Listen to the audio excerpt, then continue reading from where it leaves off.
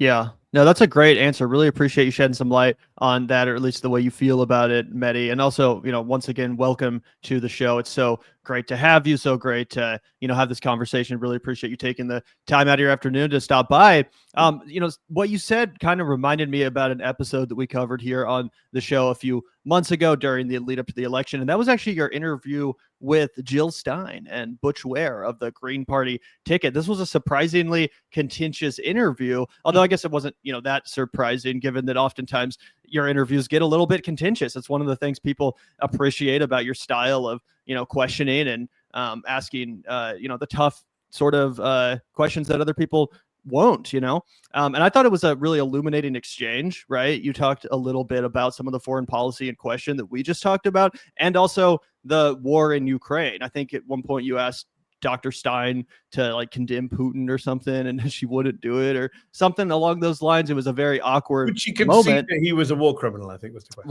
Right. And she kind of wanted to speak outside of both sides of her mouth.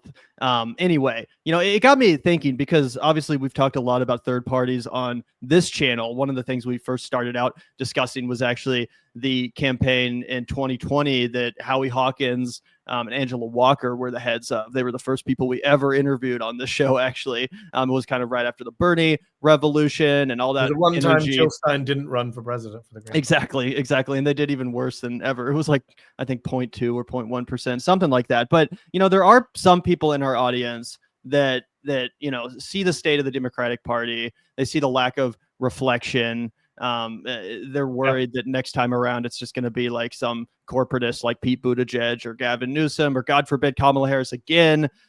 They feel like it's just not enough to actually meet the moment that we're in. And I'm someone who used to be excited about third parties. I'm increasingly skeptical about their viability, but I just wanted to revisit that episode a little bit and ask you, what kind of insights you got into the Green Party specifically. What do you think that conversation with Jill Stein and Butch Ware revealed to you? And do you think people on the left who care about foreign policy, care about Palestine, for example, is this a movement that should be taken seriously at all? Is it one that could be repaired going forward? Is it one that could be strengthened and made into something useful and meaningful by 2028 perhaps? Or do you kind of just view it as an ongoing farce? Big questions. I would say four things. Number one, I come at this from a very personal point of view. I was very pro Ralph Nader as a 21-year-old living in the UK, very disappointed with Bill Clinton's centrism and Al Gore's kind of woodenness. I thought Ralph Nader was great as a 21-year-old watching from across the pond. I regret, even though I didn't vote in the election, I was an American citizen. I wasn't even living in the US at the time. But I do regret that because I saw what happened when George W. Bush won. I saw the Iraq war. And to this day, I'll always wonder, would hundreds of thousands of Iraqis still be alive today had Al Gore won, not George Bush? Because I don't think Al Gore would have invaded Iraq. I think he would have attacked Afghanistan after 9/11, but I don't think he would have invaded Iraq or gotten away with invading Iraq in the way that Bush and Cheney did. So for me, it was a very personal thing where that was a huge mistake, and you learn from your mistakes. You don't repeat the same mistake. And then you get Jill Stein in 2016, where again, we can argue to the end of our lives what role she played in helping Trump get elected. I don't think it was as big as some Democrats suggest, but clearly she played some role. And then you come to 2024. And the second thing I would say is, look, we can't just keep, what's the definition of insanity is doing the same thing again and again, expecting different results. The third party system as envisaged by the left doesn't work in this country right now. You can't have it. The Electoral College doesn't allow for it. American politics isn't built for it. So if you want a third party system, first you have to change the system itself, right? You need to be advocating for ranked choice voting. You need to be pushing for the abolition of the Electoral College, getting money out of politics, all sorts of things that the Green Party have not been at the forefront of. I don't see the Green Party in between presidential elections. Even now, where's she gone? She was all over my feed for like 6 weeks straight. As my friend Wajad Ali said, should we put out a missing persons report for Jill Stein? She's disappeared. She was everywhere. Literally, I couldn't switch on Instagram. It was Butch and Jill coming into the algorithm serving. I don't see them anymore. I guess we'll see them in 2028. But this is my point. Like in between presidential elections, you've got to be building an actual grassroots movement. You've actually got to be getting elected to state houses and mayoralties and governorships and actually changing, building the ground, seeding the ground for an actual third party presidential run. Until that happens, it's just pie in the sky. It's just people wasting our time and energy and eyeballs saying, I'll get to 5% and matching funds. And then you get 0.5% of the vote. So that is a problem. That's number two, structurally. We just, I used to tell people during the campaign, don't shoot the messenger. It's not that I don't want a third party. It's just I'd love to have more options than the Democrats and Republicans. It's just we're not going to have it this time round. That's just a fact. Don't get mad at me for telling you a fact.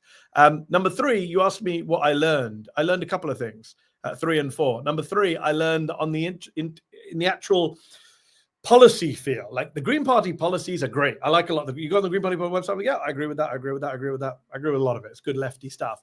But they were not prepared for this. Jill and Butch. The day after they did the interview with me, it went out before my interview, but they taped it the day after mine.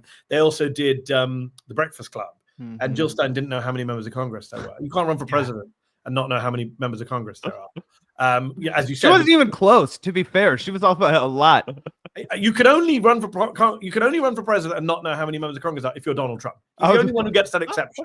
Right? Normal politicians have to be able to answer normal questions. Stein, with me, couldn't answer that basic Putin question. You would have think that should have been prepped for that. Like no preparation. So I just think it was a failure of her media team if she even has one. And then number 4, I would say, what did I learn? I learned that a lot of prominent leftist politicians, activists, journalists, some of the most famous ones, are not nice people. I'll be honest with you. This is 20 years of doing interviews on both sides of the Atlantic. Right-wingers, as horrible as their politics are, tend to be actually quite decent in person when you meet them. I'm sorry, I'm going to have to take a shower after this for saying this. But some of the worst people I've interviewed, like politically, have been super decent, like off camera, respectful, polite. And then you get the lefties who are like, you say don't meet your heroes. And they turn out to be horrible in your private interactions. And by the way, let me exempt a few people right now. Noam Chomsky, for example, as lovely as you might imagine. I've interviewed him 3 times. He's very ill right now. He's at our level. If you're a believer, send your prayers to Noam, as I do. Sure. But lovely man. I met him 3 times. Funny thing is, he's actually more irritable and contentious when the cameras are rolling. Off camera, he's the sweetest person. So we also spoke to Noam Chomsky about a couple years ago, and he was a little bit prickly, but certainly kind to us. But it's just a nice guy, and he's a decent guy, and he's not trying to fuck people over.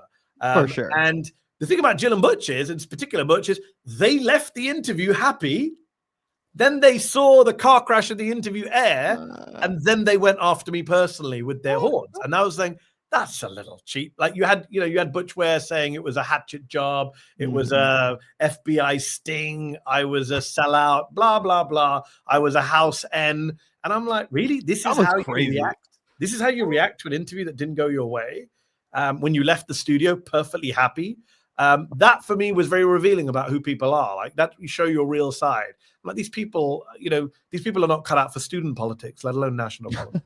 Yeah, that was the weird thing about that interview to me. I mean, from your perspective, you were doing your job. This is someone running for president and their running mate. You're going to ask them tough questions. You're not there to, talk about what your favorite flavor of Mountain Dew not is. Even that tough. It's not like I was grilling them like I've grilled John Bolton or Eric Prince about blood on their hands. It was like basic stuff. Like, how are you going to get this done? How are you going to end the genocide? Which again is the role of the media. I wish more people took your approach. But this is the problem we have, guys, that even in the left space, right space, we mock the MAGA folks for being cultists, and they are. But let's be honest, they're cultists across the political spectrum. And the reality is, and I said this to a lot of people, cancel their subscriptions and say, we can't support you anymore because you did this horrible interview with Jill Stein and you really interrupted her. And I was like, you didn't have a problem when I did that with a Republican. You didn't have a problem when I did that with an Israeli. Exactly. I'm consistent. I try and ask tough questions of everyone, regardless of whether I agree with them or disagree with them. Obviously, it's harder when I agree with them, but I still try and be a devil's advocate. But a lot of people don't want to hear that. What we've now, social media has made a lot of people on the left and the right and the center just partisans in all aspects of their life. So it's kind of, my team, your team. If you attack the other team, great. But if you attack my team, you're dead to me. And I just think, come on. Yeah, I completely agree. One thing I did want to sneak in here was, let's see, you're reaching somebody 10 years down the line, right? And they're reflecting back on the 2020 to 2024 period. Yeah. In the history books, what's Joe Biden's legacy? Genocide in Gaza. And Donald Trump's second term. whichever one you want to say is worse. I mean, he gave us Donald Trump a second. The great irony of Joe Biden is he's the only man on the planet to beat Donald Trump in an election.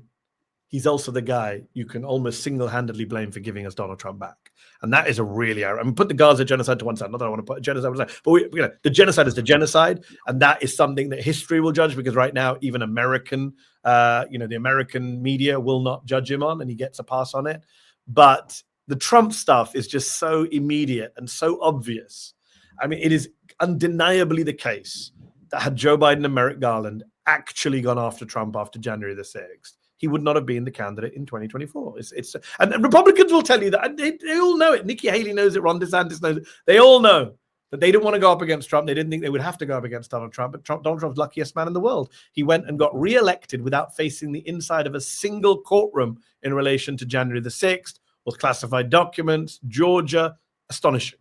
And that, I have to lay the blame for that at the feet of the Democrats and Joe Biden. Yeah. And of course, he didn't step aside quick enough, and he's now telling USA Today he thinks he would have beaten Donald Trump if he'd stayed in the race. Yeah, okay. Yeah.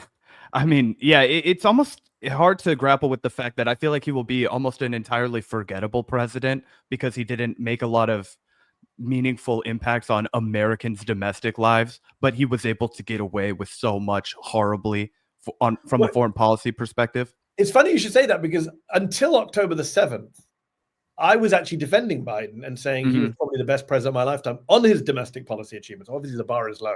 When I say best president of my lifetime, it's up against Reagan, Bush, Clinton, Obama, and Trump. So it's not, not the highest of bars. But relatively speaking, okay, Obama's the only one you'd really compare him to. Obama gave you healthcare, for sure, but healthcare. But Biden did do the American Rescue Plan. He did do the Infrastructure Act. He did do guns, which no one had done. He did do, chips, and he did do, we can go through the list. Inflation Reduction Act, which was a major spending on climate, and bringing that. The funny thing is, a lot of his legacy is now going to be taken up by Trump, who's going to take credit for it. Like the drug prices kick in 2026. We all know Donald Trump's going to take credit for that, and Americans, many of them, are dumb enough to give him credit for that. 100%. So that's the great irony. A lot of the infrastructure that's going to get built from the infrastructure plan is going to happen on Trump's watch. Democrats don't know how to front load stuff and take credit for stuff in the same way the Republicans do.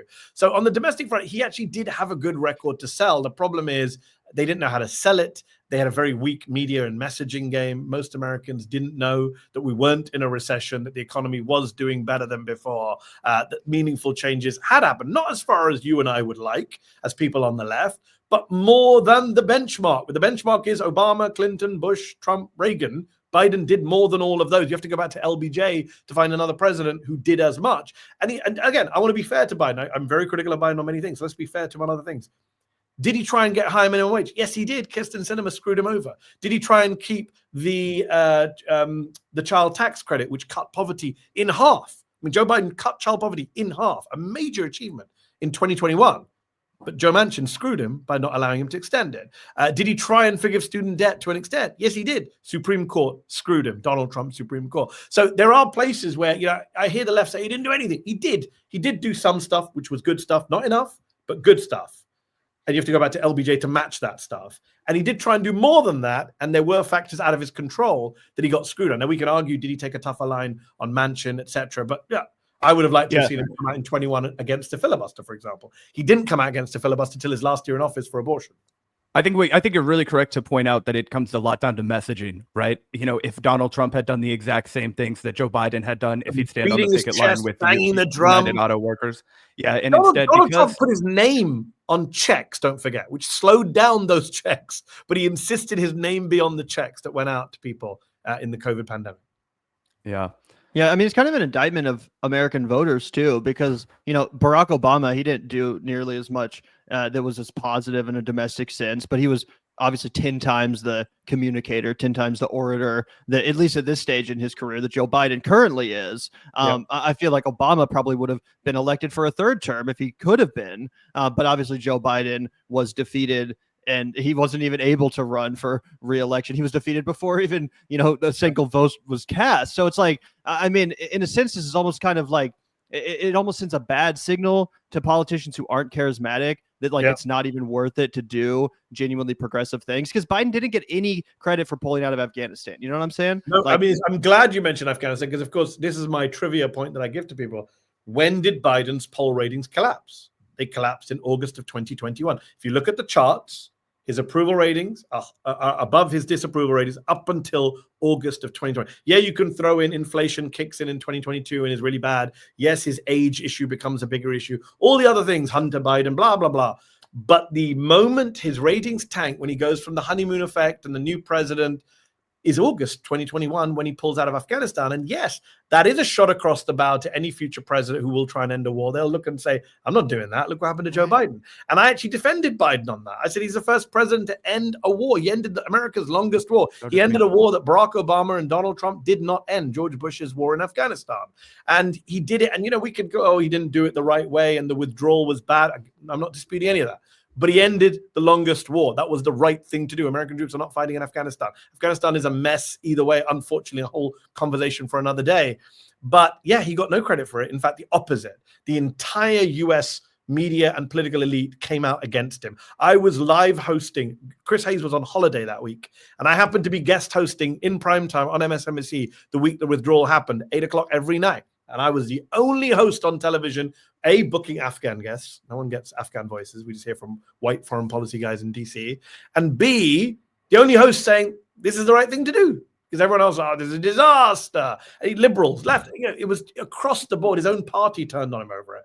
And it was really bad. They should have actually, again, if it was Donald Trump, they'd have been beating their chests about how they've done a wonderful thing for America and saved American lives.